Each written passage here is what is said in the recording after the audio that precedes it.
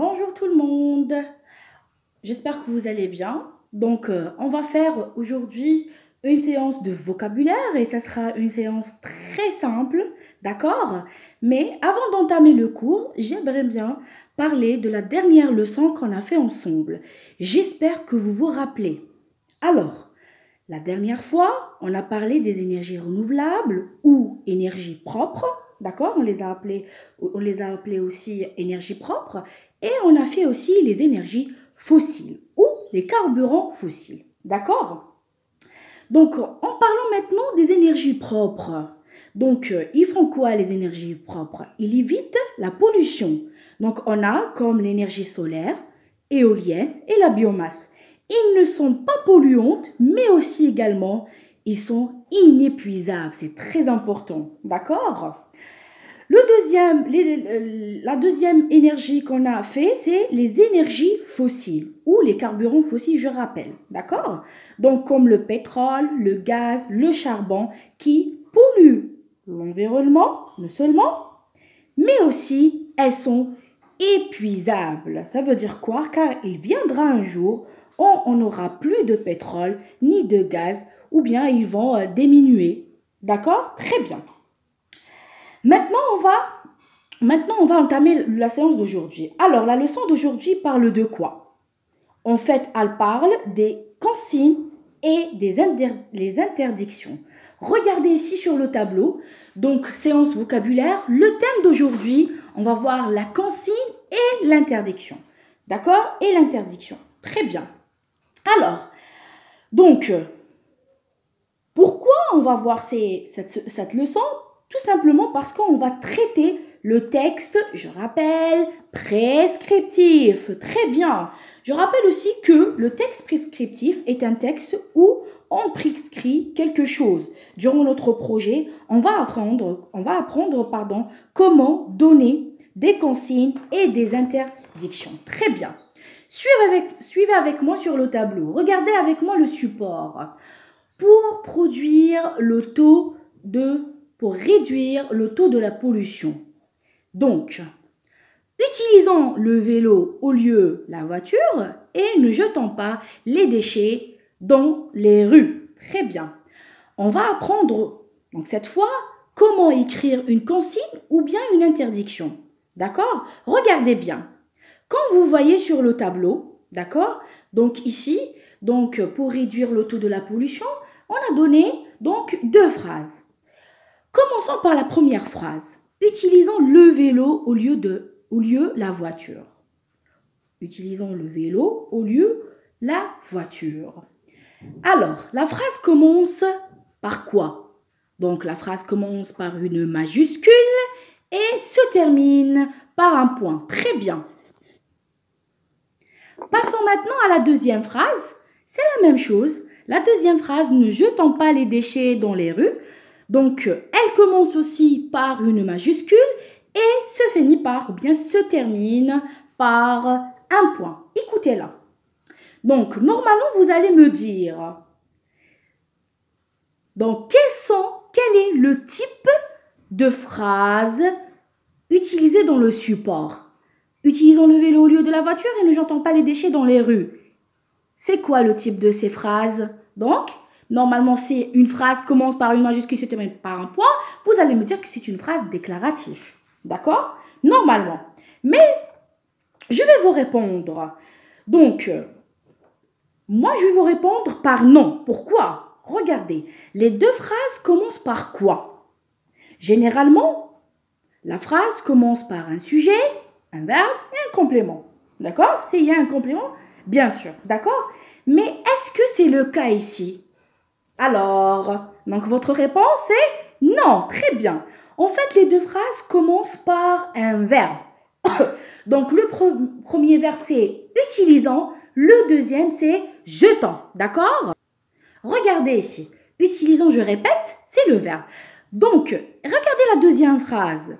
Ne jetons pas les déchets dans les rues. Ne faites pas attention pour le moment, pas pour le ne et le pas. Moi, je voudrais que vous vous focalisez seulement sur le verbe qui est jetant. Très bien. Car, donc ici, si vous avez remarqué, Donc les deux types de phrases, vu que ce sont des phrases qui commencent par un verbe, donc on appelle ce type de phrases des phrases impératives. Très bien, donc ce sont des phrases impératives. Pourquoi? Donc tout simplement la réponse c'est parce que ces phrases-là commencent par des verbes. Jusqu'à ici, j'espère que c'est clair, d'accord? Alors, une phrase, donc maintenant, impératif, c'est quoi? Je répète, elle commence par un verbe. Ce verbe-là, très important, est conjugué au mode impératif. Là, on va apprendre ensemble, après, donc, le mode impératif, c'est quoi? Dans la partie de conjugaison, d'accord? Et aussi, si vous avez remarqué, il n'y a pas le sujet. Et ici, c'est une remarque qui est très importante. Je répète, donc ces deux types de phrases, ce sont des phrases impératives, conjuguées à quel temps? Là, je vais vous dire qu'ils sont conjugués, utilisant et jetant, ils sont conjugués au présent de l'impératif. D'accord? Donc ici, type de phrase, donc l'impérative, ok? Et le temps, donc c'est le présent de l'impératif. Donc le mode qu'on a utilisé ici, c'est pas le présent de l'indicatif, mais c'est l'impératif. Très bien. Passons maintenant à la première phrase. Regardez, utilisons le vélo au lieu de la voiture. À votre avis, cette phrase exprime quoi? Elle exprime quoi? Une consigne, très bien. Donc, utilisons le vélo au lieu de la voiture. Là, c'est comme si on donnait, donc, en quelque sorte, un conseil, d'accord? C'est une consigne, c'est une prescription, d'accord? Donc, au lieu d'utiliser le vélo, ça serait bien d'utiliser, donc, au lieu, pardon, d'utiliser la voiture, ça serait bien d'utiliser le vélo, d'accord? Donc, par la suite, donc, la première phrase, je répète, exprime une consigne. Regardez la deuxième phrase. Ne jetons pas les déchets dans les rues. D'accord? Donc ici, il y a la présence de quoi? Le ne et le pas. Très bien. La deuxième phrase. Donc, il y a le ne, je répète, et le pas. Le ne et le pas, ce sont des signes ce sont des mots qui représentent, c'est des signes de négation. D'accord? Donc la phrase ici, elle est négative. Ok? Ne jetons pas les déchets dans les rues. Le ne et le pas, donc c'est la présence de la négation. Donc on ne doit pas jeter les ordures donc par terre ou bien dans les rues. On ne doit pas faire ça. Donc lorsque on utilise le ne ou le pas, ou bien le ne ou bien le jamais, le ne plus, d'accord? Donc ce sont des mots qui représentent la négation. Lorsqu'on utilise ces mots-là pour donc exprimer quoi? Exprimer une interdiction. D'accord? Ne jetons pas les déchets dans la rue. Le ne ou le pas, le ne jamais, ou bien le ne ou bien le plus, d'accord? Représente une négation. Donc ici, la deuxième phrase représente une interdiction. Je répète. D'accord? Donc ici, la deuxième phrase représente une interdiction. Et la première, c'est une consigne. Je répète encore une fois. Donc, pour exprimer une consigne, d'accord? Donc, on utilise donc la phrase de type impératif, d'accord? Pour exprimer une consigne, une interdiction, donc l'interdiction par rapport, donc la différence entre l'interdiction et la consigne, c'est bien la présence d'une négation, le ne ou le pas, d'accord? Donc les deux types, donc la consigne et l'interdiction, donc on les retrouve dans une phrase impérative, de type impérative. Donc maintenant, pour focaliser c'est quoi une phrase, comment vous allez savoir que c'est une phrase impérative?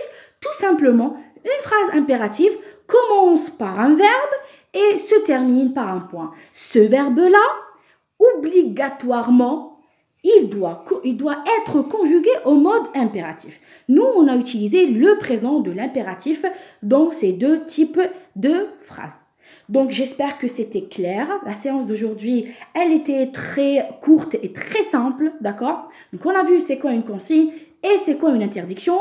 Pourquoi on a choisi ce thème-là? C'est par rapport à notre texte parce que je vous rappelle encore et encore, donc on va traiter ensemble type de texte prescriptif. Dans un texte prescriptif, on va utiliser donc des consignes, des interdictions. On utilise le mode impératif pour exprimer de différentes choses. Donc j'espère que c'était clair. Je vous donne rendez-vous la prochaine séance, Inch'Allah. D'accord? Soyez présents et bon courage. Et merci. Au revoir.